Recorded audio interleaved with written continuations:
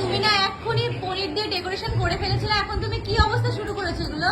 আর এটা একটা ফটো না, এটা দিলে না এইভাবে দিলে কার মুখে পড়বে কার পড়বে না, তারপর খাওয়ার সময় আমি একটু দেখাই, এই যে ডেকোরেশন কিন্তু কমপ্লিট হয়ে গেছিল, পনিরগুলো এইভাবে দিয়ে, ওটাও দেখতে সুন্দর লাগছিল, কিন্তু পনির সবকটা সবার মুখে পড়বে না বলে এতজন সবাই আজকে পনির সরি মানে পিৎজা খাওয়ার জন্য, তাই এটাকে কিন্তু ব্রেড করে এখন দিচ্ছে। দেখতে ঠিকই আছে, আমরা যদি না পারি দেখতেও সুন্দর লাগছে, সবাই মুখেও পড়বে, এমনকি মানে মনে হবে কারণটা চিজ দেওয়া। কিন্তু যদি ননদের পাতে পনিরটা পড়ে আর আমার পাতে না পড়ে তখন যত ঝামেলা এই ননদদের নিয়েই।